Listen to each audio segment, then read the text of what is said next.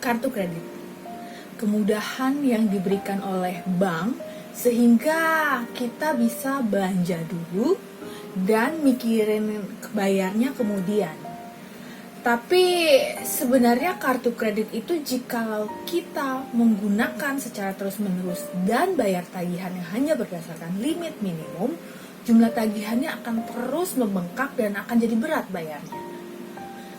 Kali ini gue akan berbagi pengalaman gue dulu pernah merasakan membayar tagihan pemakaian kartu kredit yang banyak.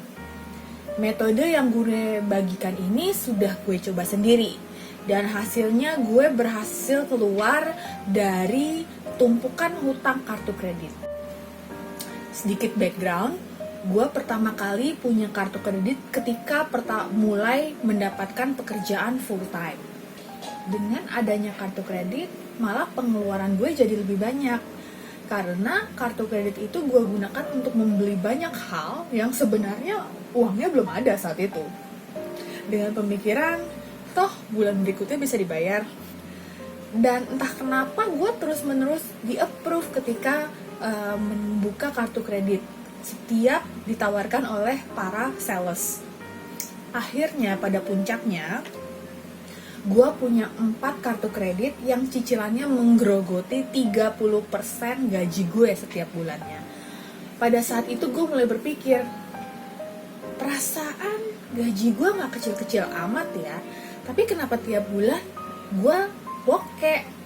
Ya karena gaji gue sepertiganya sudah digunakan untuk membayar cicilan kartu kredit. Saat itulah gue memutuskan, gue harus keluar dari kartu kredit. Browsing lah gue di internet dan ketemu dengan metode yang dipopulerkan oleh Dave Ramsey, yaitu metode pembayaran hutang dengan debt snowball. Intinya metode ini menggunakan sistem seperti bola salju, yang walaupun mula-mula kecil pembayarannya, tapi setelah mendapatkan momentum akhirnya bertambah besar dan makin cepat pergerakannya. Gue pun ya gak ada salahnya, akhirnya gue mencoba metode ini. Dan dalam waktu kurang dari setahun, gue pun berhasil keluar dari jeratan kartu kredit. Dari 4 kartu kredit gue sudah menutup 2 kartu kredit. Dan sudah kira-kira 5 tahun belakangan ini, gue tidak punya masalah lagi dengan yang namanya hutang kartu kredit. Metode debt snowball tergantung kepada kedisiplinan kita membuat budget bulanan dan patuh dengan budget yang dibuat. Yang kedua, ketika menggunakan debt snowball, lu harus stop menggunakan kartu kredit lu selama proses membayar. Karena tidak ada gunanya lu mencoba melunasi kartu kredit tapi kartu kreditnya tetap dipakai. Itu sama saja seperti orang yang mau diet tapi tetap nggak jaga makan, ya sama aja bohong. Kalau lu tipe yang tidak bisa mengontrol pengeluaran, kartu kredit lu baiknya digunting atau disimpan sehingga tidak bisa digunakan lagi. Untuk kartu ya kredit yang tidak perlu, tutup akunnya setelah dibayar. Oke, sekarang gue akan menjelaskan bagaimana proses membayar hutang kartu kredit dengan proses debt snowball. Ya, di sini gue kasih contoh proses debt snowball oleh Pita. Misalnya Pita itu punya gaji 7 juta dan punya hutang kartu kredit 12.500.000. Kartu kreditnya itu terdiri dari 4 kartu kredit. Yang jumlah hutangnya kartu kredit A 3 juta, tagihan minimalnya 300.000. Kartu kredit B 5 juta, tagihan minimum bulanannya 500.000.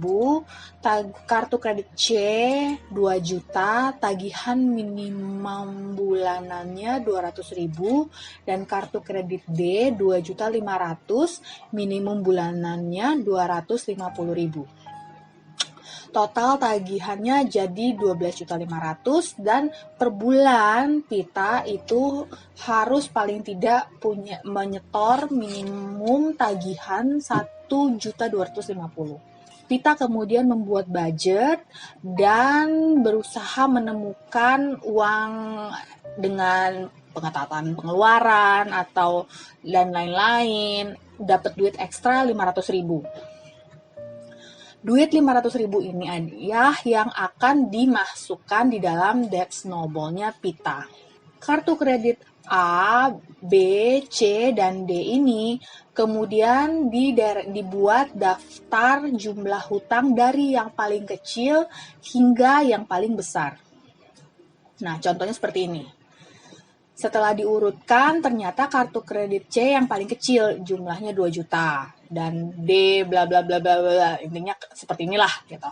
Kelihatan di bawahnya, uang 500.000 ini kemudian Pita akan tambahkan ke hutang yang jumlahnya paling kecil, yaitu kartu kredit C karena dia hanya tagihan bulanan minimumnya 200.000 ekstra di bulan pertama. Jadi untuk kartu kredit yang lain dia tetap membayar sama tagihan minimum bulanannya, kecuali kartu kredit C. Dia bayar 500.000 ini dia tambahkan ekstra di jumlah minimum bulanannya menjadi 700.000. Dari sini kelihatan bahwa saldo yang lain kartu kreditnya jumlah hutang tetap sama, tapi kartu kredit C berkurang menjadi 1.300.000. Di bulan kedua kemudian Pita tetap melakukan hal yang sama. Kartu kredit yang lain dia tetap bayar dengan sesuai jumlah minimumnya, tapi kartu kredit C dia tetap bayar 700.000. Kelihatan bahwa jumlah si kartu kredit C ini berkurang jadi 600.000. Semangat dong. Ya udah, berarti kalau begitu kartu kan tinggal 600.000 nih, sementara dia bayar biasanya sebulan 700.000. Pita untuk bulan ketiga dia lunasin kartu kredit C sebesar 600.000. Langsung jadi 0 kartu kreditnya. Berarti sudah lunas kartu kredit C. Nah, tapi dia ada ekstra dong 100.000. Kemana dia biasa 700.000, dia sekarang ada 600.000 yang cuma dia bayarkan. Ekstra 100.000 dia taruh di mana? Dia taruh di yang kartu kredit D yang biasa 250.000. Angka terkecil selanjutnya. Jadi, untuk bulan ketiga dia membayarkan di kartu kredit C 350.000. Sementara yang lain tetap sama dia bayarkan jumlahnya. Kalau di sini dilihat sekarang setelah kartu kredit C berakhir, kartu kredit D juga jumlahnya sudah mulai berkurang. Di bulan keempat, karena dia sudah tidak perlu membayar kartu kredit C lagi, berarti di kartu kredit D, uang ekstra itu bisa dia masukkan semuanya. Jadi dia membayar 950.000. Yang lain tetap sama. Inilah namanya proses debt snowball. Dari yang makin kecil, lama-lama jumlahnya menjadi makin besar cicilannya. Dilihat, sekarang dia membayar 950.000 dan kartu kredit D, dia sudah berkurang menjadi 1.200.000 saldonya. Nah, di bulan kelima mulai semangat dong. Wah, sedikit lagi nih. Uangnya tinggal, utangnya saldo kartu kredit D tinggal 1.200.000. Dia lakukan kembali hal yang sama. Dan kartu kredit D sekarang saldonya tinggal 250.000. Berarti di bulan ke-6 kita cukup bayar 250.000 saja. Dan yang lain sekarang dilihat, Pita karena dia punya uang ekstra sekarang 700.000, kemana dia taruh? Yaitu again debt snowball. Dia taruh ke uang yang hutangnya terkecil berikutnya. 300.000 untuk kartu kredit A yang besarnya 3 juta. Berarti di bulan ke-6 dia membayar 1 juta. Sementara yang kartu kredit sisanya yang B tetap sama. Nah, dengan ini di bulan ke-6 kartu kredit Pita sudah lunas. Dia tinggal punya 2 kartu kredit. Udah tinggal setengah jalan. Biasanya kalau orang segini mereka udah makin semangat. Maka di bulan ke-7 Pita membayar kartu kredit A sebesar 1.250.000.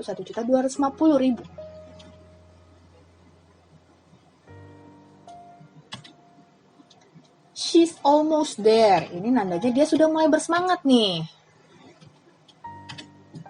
Kalau dilihat, sekarang dia tinggal 1 bulan lagi lunas dari kartu kredit A. Pita udah semangat. Gila, tinggal sedikit lagi selesai. 3 kartu kredit. Jadi dia kemudian menambahkan membayar tinggal 750.000. Di bulan ke-8, sisa uangnya yaitu 750.000 tambah dari ekstranya itu dia bayar menjadi ekstra 500.000 sisanya.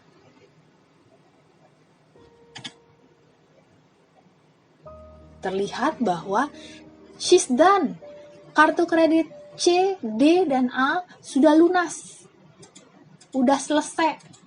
Nah, berarti sekarang Pita tinggal punya 1 kartu kredit buat dilunasin. Di bulan ke-9, semua cicilannya Pita itu dimasukkan ke kartu kredit B.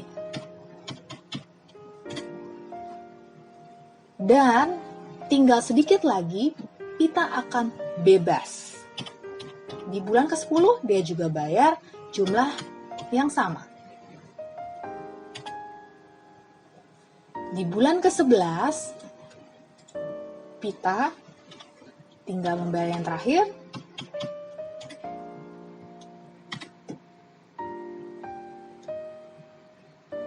Ini berarti di bulan 11 Pita sudah selesai utangnya Pita.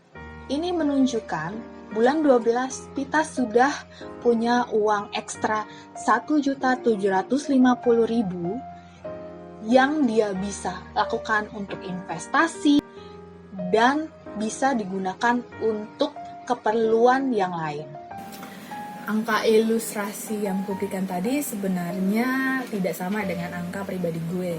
Karena angka gue justru sebenarnya lebih besar. Ingat, gue harus menyicil 30% gaji untuk cicilan bulanan.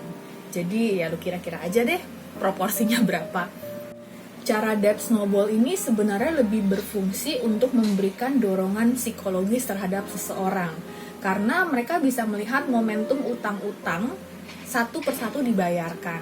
Sehingga ketika dalam proses melunasi, orang tersebut bisa menjadi termotivasi sehingga tidak berhenti di tengah jalan. Ada metode lain yang orang juga cukup sering gunakan untuk membayar hutang mereka. Tapi itu kita simpan untuk video berikutnya. Tapi apapun cara yang lo pakai, nggak akan gunanya kalau lo tidak belajar bertanggung jawab dalam mengelola keuangan lo sendiri.